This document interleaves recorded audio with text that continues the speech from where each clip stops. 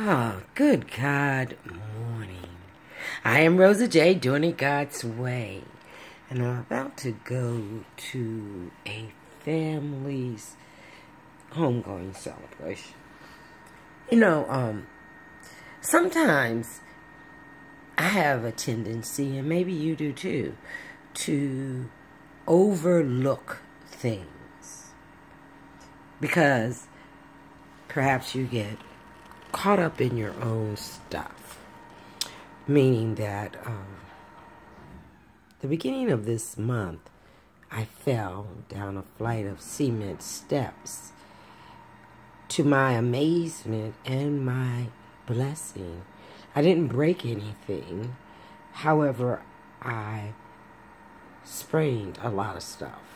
I tore a ligament in my shoulder. My side was really painful. I was in the bed for like 2 weeks. I couldn't reach to pick up any phones. And in the process, I broke my phone. It started bleeding, probably like my body was inside, or, it was not feeling well either. And it went blank. But yesterday, and I shouldn't say but I shouldn't say but. Ayana Van Zandt says, everything you say before that but is a lie if you put but in it. So I was a little under the weather. I did not leave out of my bed for a couple of weeks, and when I did, I went right back immediately. My arm is supposed to be in a sling, but I'm all right. And so sometimes when I'm in that space of rebuilding or regenerating, I do not stay in touch. I don't tell people what's going on. Only my immediate family knows. And I miss stuff. So yesterday I was on Facebook and I saw a post from my son-in-law saying that the funeral services for his niece's husband is today.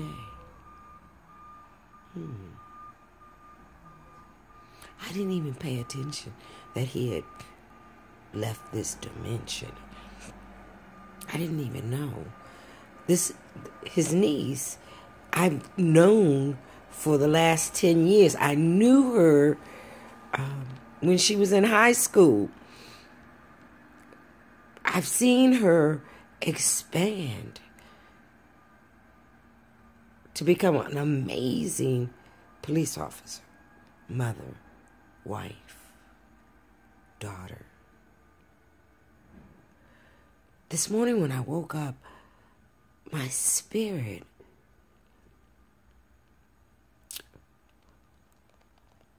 was overwhelmed. My spirit was saddened by the ordeal that my niece, I call her my grandniece, is going through. You're not, family is not always blood related, first off. And then I began to wonder and ask myself, Rosa, why are you so overwhelmed? Why is your heart crying? Why are tears rolling out your eyes? And then I remembered, oh, that's right.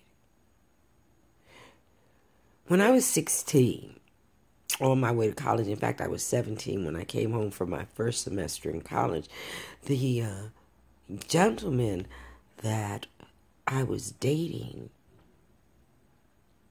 asked me to marry him on New Year's Eve.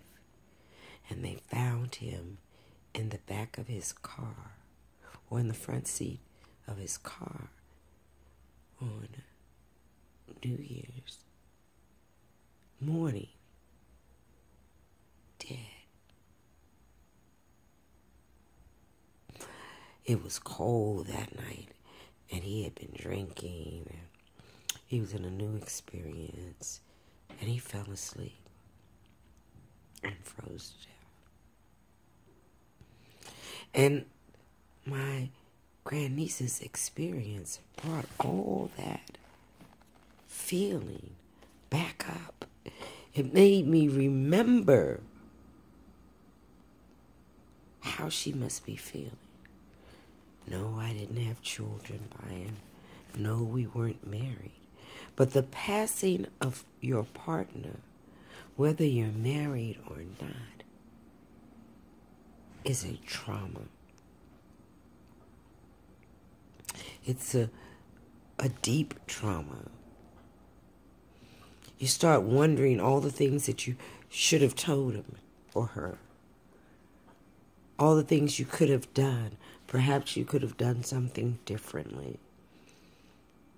Perhaps, you have to forgive yourself from these mental ego delivered messages.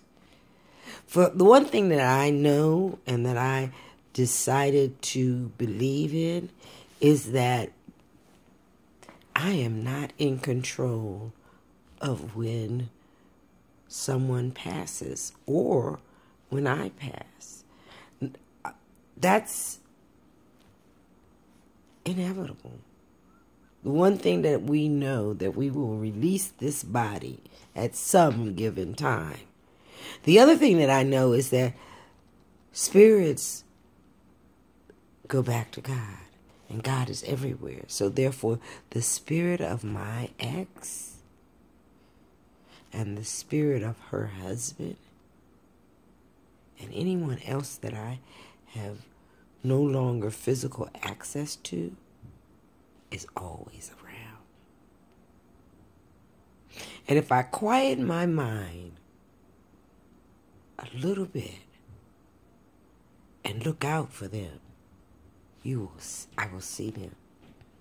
I will hear them. I will remember them. So I'm on my way to this celebration of life. This brother was an amazing guitarist. He was an amazing police officer, an awesome father, and a husband that loved my niece unconditionally. So I pray for her healing. I pray that she gets better. And it's time for me to go. My sister is outside, and she just blew the horn. So you have a good God day, and know that I love you, and there's nothing you can ever do about it. Peace out. Namaste.